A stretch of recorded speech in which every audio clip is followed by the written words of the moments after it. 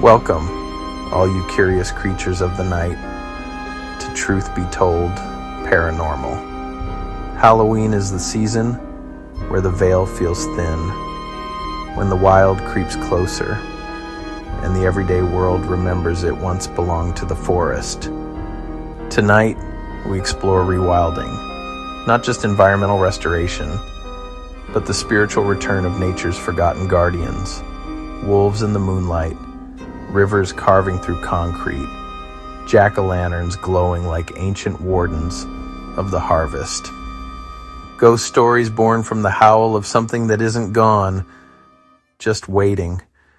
Could Halloween be a yearly reminder of what the earth is trying to tell us? That the wild, the other world, is still here. Buckle up, my forest phantoms. We're stepping off the path. Once upon a time, monsters weren't monsters. They were neighbors. The wolf wasn't a villain. It was the night's shepherd. The raven wasn't an omen. It was the messenger of cycles. The forest wasn't scary. It was home. Rewilding is the process of restoring ecosystems by letting nature run the show again. No leashes, no concrete kingdoms, just instinct and balance. But we humans love control. We fenced the world in and called it safety.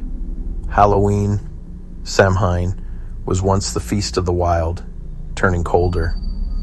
Celts believed spirits could cross over to remind us we're still a part of nature's pack.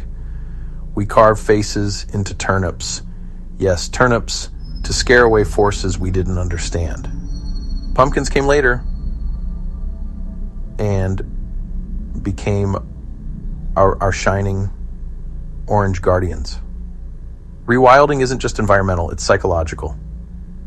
A return to knowing that the rustle in the dark isn't always danger. Sometimes it's an ancient friend checking on us. Right now and across the world, the wild is pushing back. Where humans retreat, the supernatural feeling begins.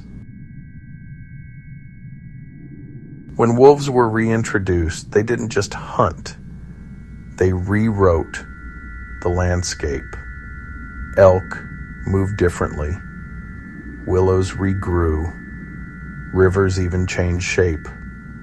A haunting reminder that one creature can awaken an entire ecosystem. Ravens, tricksters of myth, return to feast, to play, to remember. Cultures say they hold souls. Folklore says they watch the dead. Science says they're geniuses. Maybe it's all true. Rising seas create skeletons of drowned trees along the coast. Gray fingers pointing skyward. Nature wearing a Halloween costume permanently.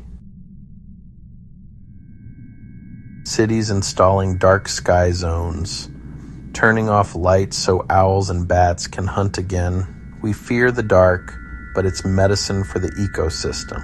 Halloween teaches us one chilling truth. The wild doesn't need our permission to come home. Take a breath. Look outside. Imagine what used to live where you live, and what might be living there again someday.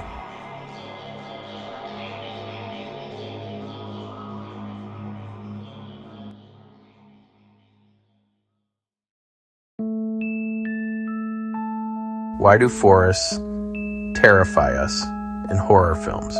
Why does moonlight on the trees make us uneasy? Because we remember. Somewhere in our DNA is a campfire, a wolf's eyes glinting, a ritual drumbeat before winter. Rewilding can feel like a haunting, the earth reminding us. Halloween rituals.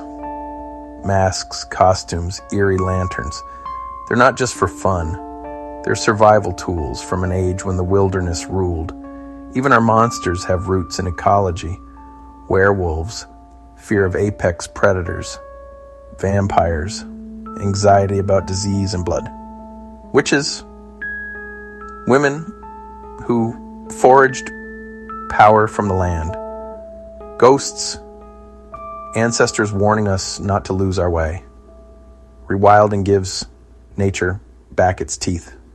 Halloween reminds us those teeth never left. So, tonight, when the wind rattles your window, when the shadows stretch their limbs, when you hear a howl that wasn't there last year, remember, Halloween isn't the world getting stranger. It's the world getting real again. Let the wild back in. Not just the wolves and rivers, but the wilderness inside you. This is Truth Be Told Paranormal. Stay curious, stay brave, and as always, keep asking the big questions.